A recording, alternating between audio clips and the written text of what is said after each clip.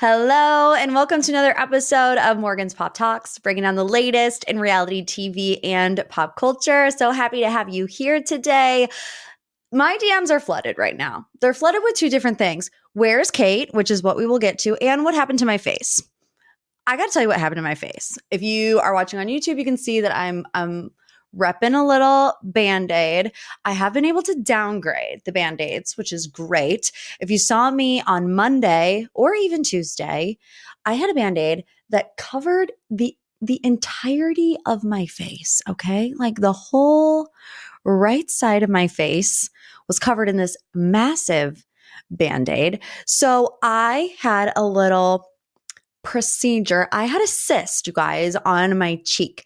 And what I noticed about it was that it was getting bigger and then it would go back down and then it would get bigger and then it would go back down. But it was like right on the apple of my cheek and it just looked like an annoying little zit. And I'm like, I want to get this off of my face, especially because I'm getting, married in front of a lot of my friends and family in a couple of months. So I was like, let's just cut it out. It'll be fine, whatever. I wasn't anticipating it to be like as big of an ordeal as it actually was. If you're squeamish, now's not the time. Suck it up, buttercup, because we're going to talk about it. I was envisioning one of those like Dr. Pimple Popper videos, where you just do a little prick and then you can watch this video for 20 minutes of stuff just continuing to come out of people's bodies. That's what I thought I was in for. That's not what I was in for.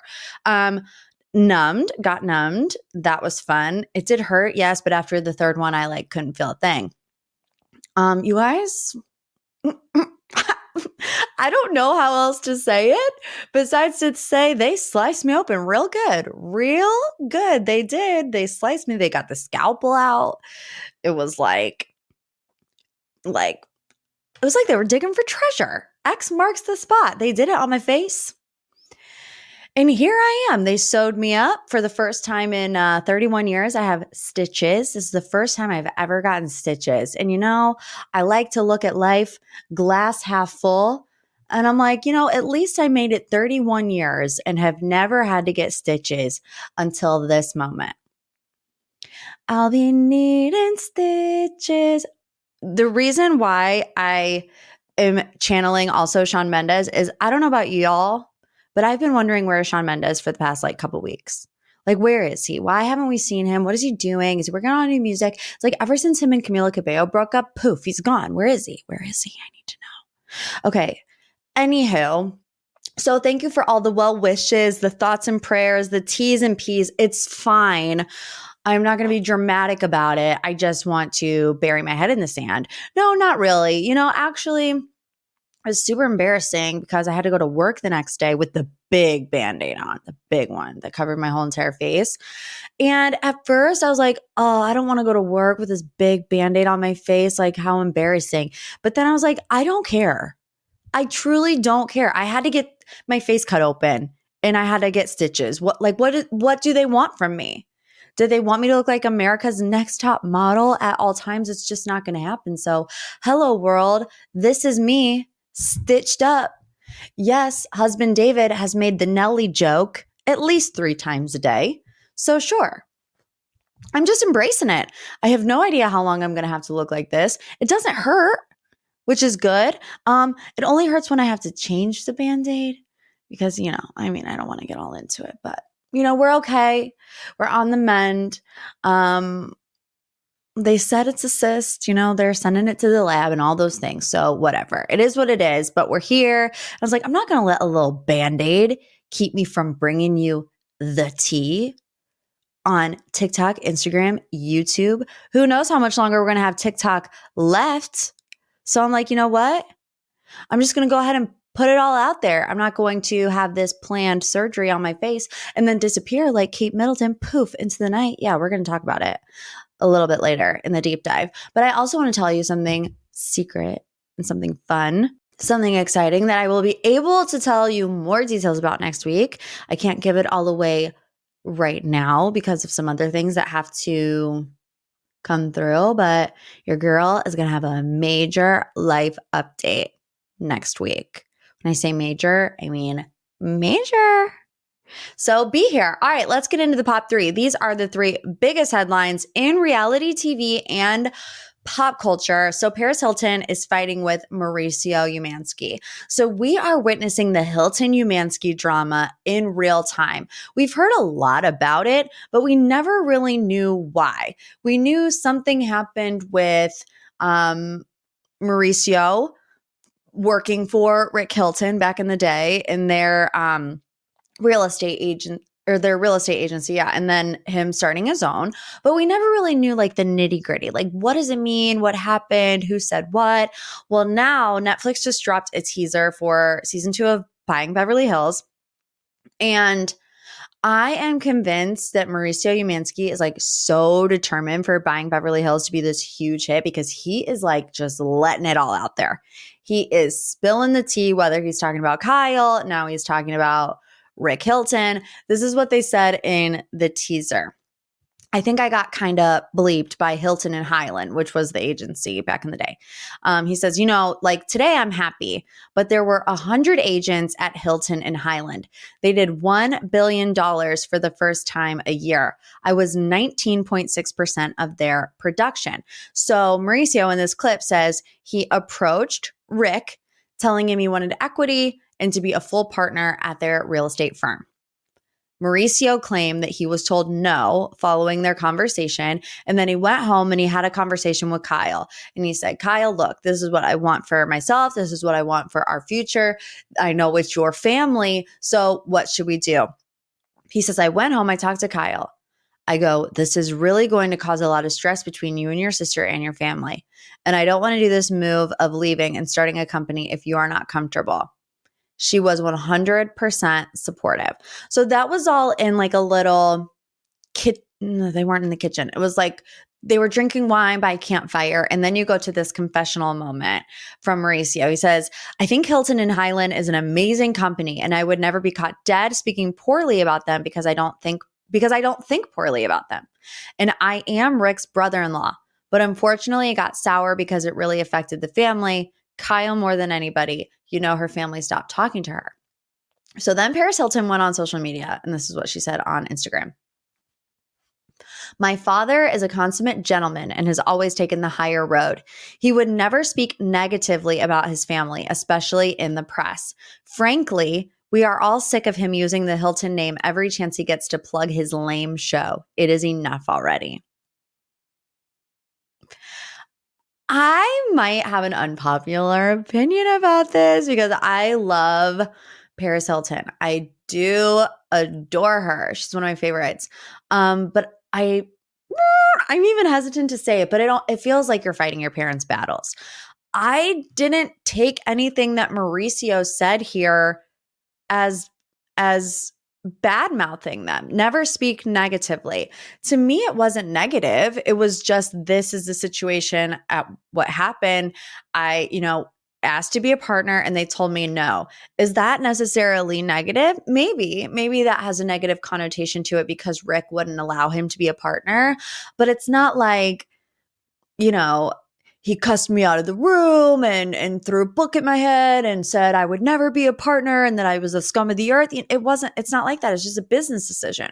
So I also feel like gosh, I'm really tiptoeing around this one, you guys. Kids typically don't know the full story either. I feel like even when you have any family drama, the only side of the story that you know is the side that you're close to. And obviously you're going to go to bat for your family 10 times out of 10. So it doesn't even matter. I don't think, there's two sides to every story. I feel like as a daughter, if I was in Paris's shoes, I would probably feel the same.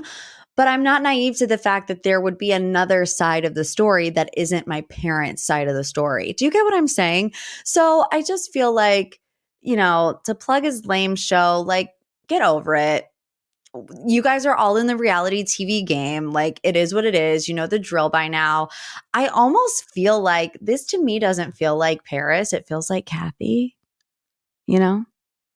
So anyways, that's my hot take. Let's move on to The Bachelor because The Bachelor was really interesting this week. We're down to the final 3 and Leslie Fima sent poor Kelsey into a spiral. So like I said, The Bachelor is down to the final 3 women. It's Rachel, Daisy, and Kelsey. I was super excited because our Golden Girls were back. Susan looking like a breath of fresh air in that bright blue. Leslie, I was so excited to see. Sandra, I was so excited to see. And they all came in to give the final 3 pep talks. You know, Susan sat down with Rachel, Leslie sat down with Kelsey, and then Sandra sat down with Daisy. I remain spoiler free, so I don't know who wins. Rachel was my pick from night 1. I think it's pretty clear that she's not winning the whole thing. But, you know, she is down to the final 3. But I do think that the race is super tight right now between Kelsey and Daisy. But everyone's been obsessed with Daisy. Can I have another hot take? Are you ready? Are you ready? I'm feeling it. I guess the numbing medication made me just feel a little bit more brave in my hot takes. I don't understand the Daisy hype. Like, I understand that she is super cute, super bubbly. She's got a heartwarming story. Like all the makes of a great Bachelor contestant, right? But people are like rioting in the streets over Daisy, and I just don't I don't really understand why it's that serious. Why it's that serious. But in my opinion, this was the first week that Kelsey started to pull ahead a little bit. I mean, the way that they were like making out on the kitchen counter, I was like, oh, okay. And Joey, you know, expressed to both Kelsey and Daisy that he was falling in love with the both of them. But what everyone is talking about in this episode is Leslie, my girl Leslie. I was so excited. Like David was in the kitchen when Leslie came on. I was like, oh, our girl Leslie, she's back. I was so excited for her. And then she started speaking and I was like, what is going on? Leslie put some seeds of doubt into Kelsey's head. She's like, you know, I was feeling really confident heading into my fantasy suite with Gary. I look back and I almost wish that I wasn't that confident about Gary because my story ended up in heartbreak and tragedy, and I've never been the same since, and I never want to find love again. It was like that level of just wildness. It really was like the opposite of what you would expect out of a pep talk. It was so bizarre. It was so weird. It was so cuckoo. And I was just disappointed. And then we see at the end of the episode, Kelsey is the one that slips Joey a little note in his door that says, we need to talk. So is she going to leave? I think we got a lot of context clues that somebody leaves early, right? Somebody leaves early. So we'll see if it ends up being Kelsey. I have another hot take. You guys, the anesthesia, what they put me under, it changed my DNA, and I'm just feeling more bold today. But everybody loves Joey too, and like I love Joey, I do. I'm kind of over his sob story though. Like, get it together. I want a Bachelor who's not so insecure because that's what it is, that he's crying every single episode because he doesn't think that it's going to work out. I want a man to be able to demand a room. I want a Tyler Cameron. I want a guy who knows exactly what he has to offer. And like, I appreciate Joey being vulnerable and, you know, talking about his insecurities, but like, buck up, Joey. I would like to see you with a little bit of confidence. We're going to talk more about The Bachelor on the Patreon, which comes out on Friday, the Pop of Batch tier. Okay, last but certainly not least, The Valley got another trailer, and we're seeing more of what's going on with Jax and Brittany and their separation. So this week's episode of Vanderpump Rules is setting up for the return of Jax Taylor, Brittany Cartwright, and The Valley. The girls are at a little lunch and Katie mentions still hearing stories about Jax going around town and cheating rumors and whatever. So also this week, we got a much better trailer of the Valley that's giving more information as to what's going on with their separation. Some of the quotes from this trailer, they're fighting about the family, cheating rumors. Schwartz says that Jax will end up like him, divorced and miserable. Brittany says, I don't feel like he's attracted to me. We don't have sex ever. Jax says it's so hard to be married sometimes. They get into an argument. Brittany is on the verge of crying and he's like, don't cry. And she's like, I can't even have emotions. And he says, no, you can't. And then he says she has a problem, talking about Brittany. I don't listen to their podcast when reality hits, but I have seen some comments that do. And people are like, well, this is weird. They're going to this Comic-Con. Yeah, Jax and Brittany go to Comic-Con podcast, and it's they're together, co-parenting and co-podcasting, and everyone's they're giggling on the podcast, and they're in Kentucky doing this Comic-Con. So it's just weird vibes, weird energy. I don't know. I just am going to echo the sentiments that I had last week. Are we surprised that Jax Taylor is having marital issues? I'm surprised it took 5 years. Maybe it's just because they weren't on TV. Let's get into the deep dive. Every single week on my Instagram at Morgan P Talks, I open up the deep dive to you. What do you want to know more about? Of course, this week it has taken us all by storm. Where in the world is Kate Middleton? The deep dive comes from Jackie. Hey Morgan, this is Jackie from Houston, Texas. My deep dive submission is obviously the Kate Middleton saga. What is with these botched photos and what do you think is going on? Love you. Love the pod. Bye. Thank you, Jackie. Love you like a sis. We're going to get into the trenches. I'm just warning you, a lot of dates, a lot of timestamps, a lot of conspiracy theories. We are getting in there because I don't think a story has ever captivated the world. Maybe not ever, but there are very few stories, conspiracy theories that captivate the entire world, like Watergate. Where is Kate Middleton? What is she doing? Why hasn't she been seen? The past 2 weeks specifically has been a conspiracy circus for Princess Catherine, Kate Middleton, and subsequently the royal family. Everybody is talking about this. Here's where it began. Kate had what they're calling a planned abdominal surgery. That was on January 16th. That has been the it's always a planned abdominal surgery, and nothing else and nothing more. That's what's been given to the public about the procedure that she's had.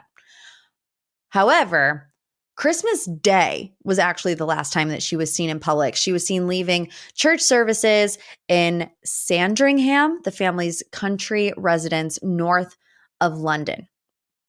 Now, before we get into all of this, of course, it depends on who you ask. People who have seen Kate Middleton in the car with her mom, in the car with William 2 days ago, whatever. We'll get into that in a second. But her last big public appearance was on Christmas Day. Even though the planned surgery was on January 16th and everybody knew about that, there was this other story that came out by a Spanish journalist. Her name is Concha Calleja, and she is challenging the palace's claims, saying that Kate was hospitalized on December 28th, despite Kensington Palace's January announcement, and added that the princess was not doing well. The report obviously spurred online conspiracy theories. There were pictures of royal convoys heading to a London hospital, from their home on December 28th. So we don't know what happened on December 28th. We don't know if it was Kate going to the hospital. We don't know if it was just nothing, but there were police sirens and everything. We don't know what happened there, but that is one theory. But like I said, January 16th and January 17th, Kensington Palace made the announcements. So it was January 17th that the announcement that Kate underwent a planned abdominal surgery and will be hospitalized for 10 to 14 days. The palace added that it is unlikely that Kate will participate in any public engagements until after Easter, which is on March 31st. So, okay, totally normal. You have a surgery, you recover, you don't want to overcommit, especially if you're somebody like Kate freaking Middleton. February 27th is when alarm bells started to ring because Prince William, abruptly pulled out of his godfather's memorial service. So that's when concerns for Kate's well-being kind of started to get a little more heightened because, if you're Prince William, pulling out of a memorial service at Windsor for his godfather, the late Constantine of Greece, I mean, that's a red flag. So he was scheduled to give a reading. So Kensington Palace said that his absence was due to a personal matter. Now, this is a month after this planned abdominal surgery. February 27th, also Buckingham Palace announced the death of Thomas Kingston. Thomas Kingston was a member of the extended royal family. Royal experts noted it was quite odd that multiple media outlets reported that William's departure from the memorial service was not connected to Thomas Kingston's death. Obviously, the conspiracy theorists frequently referenced the strangeness of these reports and pointed to the fact that Thomas Kensington had once dated Kate's sister, Pippa Middleton. Now, I don't know if it's so hard because you don't want to feed into the conspiracy theory. And I'm not trying to connect any dots for you. I'm just telling you everything that was going on in the royal family at one particular moment. So that being that moment, that all has led us up to March. So it's now March and nobody has seen her and people are like, okay, what's happening? Even 2 weeks ago, it wasn't as bad as it is right now, but people were still questioning. So Kensington Palace gets another statement on their hands. They say Kensington Palace made it clear in January the timelines of the princess's recovery and we'd only be providing significant updates. That guidance stands. So they're doubling down. Easter. You are not going to see Kate Middleton until Easter. She is not going to be anywhere until Easter, which is on March 31st. So on March 4th, she was seen for the first time since the surgery in a car with her mom, Carol Middleton.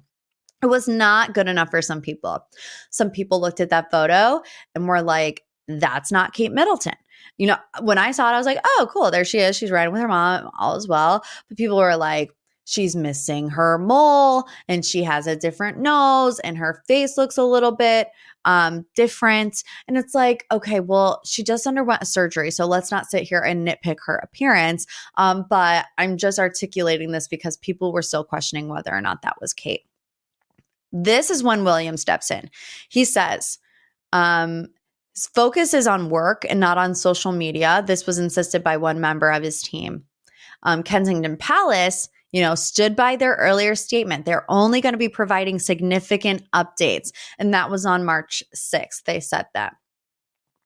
The wheels started to fall off on the Mother's Day pic. So Mother's Day is in March in the UK, in case you were confused. And so with all this noise, this photo was released. This photo has since gone viral. It was supposed to be a, hey, look, everything is good. Everything is fine. It totally derailed, blew up in their faces, and now the conspiracy theory is at an all-time high. It was completely Photoshop botched. I don't know if it was AI. I don't know if it was Photoshop, but she shared this on her social media. It was Kate and her 3 kids, sharing her thanks for the support during the past 2 months. But it was quickly dissected and picked apart. One of her hands was blurry. The other one wasn't. She wasn't wearing her wedding ring. Little Charlotte's sleeve on her sweater was like half disappeared. Louis's fingers looked all weird. It was botched. Okay. Everyone can admit it was botched. So much so that the Associated Press came out and sent a kill notice about this photo. I can't ever remember a time in my life where this has happened. But basically, the Associated Press owns a bunch of other media conglomerates, and they're like, do not use this picture because it's not real. And that is when people were just like, what is going on? So Kate posted to Twitter the next day, and this is what it says. Like many amateur photographers, I do occasionally experiment with editing. I wanted to express my apologies for any confusion the family photograph we shared yesterday caused. I hope everyone celebrating had a very happy Mother's Day. See. I mean, there are a million different things I can say right now. The first being, I don't think that Princess Kate or Prince William run their social media accounts. So I find it very hard to believe that Kate Middleton woke up on Tuesday morning and like wrote this out on X. I just have a hard time believing that. But of course, the explanation didn't make things any better. You know, criticism and skepticism continued, and people were demanding that Kensington Palace release the original untouched photo. They haven't done it. And then we get this weird moment on Celebrity Big Brother UK. So Kate's mom, her name is Carol. Carol's brother Gary is on Celebrity Brother UK, and Ekin-Su from Love Island and the Traitors is also on Big Brother. Ekin-Su, the people's champ, goes up to Gary and says, "Can I ask you a question? Where is Kate?" And his answer or lack of answer was jarring, not only because he didn't answer the question, because, you know, I mean, he very easily could say, you know, that they don't want to talk about it, which is totally fine. It's totally fine. But what he said was, if it's announced, I'll give an opinion on it, which is an odd way to answer the question. I feel like you could tell that he was a little bit caught off guard. And Ekin says, "I hope she's okay." And he kind of avoids. And she says again, "I hope she's okay." And he says, "She's getting the best care in the world." So obviously that just didn't help at all. There was another photo that came out of them in the car. You know, oh, here's Kate again with Prince William in the car. You can only see Prince William's face. Kate's head is turned the other direction. There's weird photo stuff going on with that too. The bricks don't match outside the car. It's just a whole nightmare. So what does it all mean? I mean, I wish I could tell you. I don't know. I can tell you some of the theories, the conspiracy theories, because that's what they are. One, that she was and is in a coma. Two, that she and William are getting divorced. Three, that she had a mental break. Four, that there's more to the story when it comes to the death of Thomas Kingston. I don't know. I'm just relaying the information to you. Here's what I do know. The royal family is a well-oiled PR machine. And the fact that this conspiracy theory has gotten this far, the fact that Kategate has fallen off the rails, is alarming. It's so easy to squash a story like this, especially in 2024. Make a little video or even just a real picture. "Hey guys, all is well. I appreciate the concern. Back off." But that's not happening. So you have to ask yourself, why? Besides the doctored photo, we get this photo in the car with William and Kate, but you only see the back of her head. The bricks are two different colors in two different sizes. That's supposed to calm the crowd? It's not going to calm the crowd. It's done the exact opposite. And my feeling is, because this type of story is so easy to debunk, but they have not debunked it, someone does not want to comply. I don't know who that someone is. Is it Kate?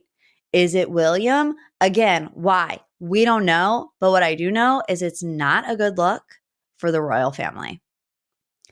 All right, to wrap up this week's episode, we're going to do a pulse check on Vanderpump Rules. The last two episodes of Vanderpump Rules, I thought, have been pretty good, and it's been a slow season, so I'm all here for it. But this week's episode really ticked me off, honestly. Let's start with Joe. Wow. I mean, what do you want to say? What do you want to say about Joe? She's catching a lot of flack online, so I'm not going to say what I want to say because it's sad. But, you know, Katie described Joe as spooky, and that's one way to put it. You know, Schwartz said she's not everyone's cup of tea, and I'll just co-sign that one. She's not everybody's cup of tea.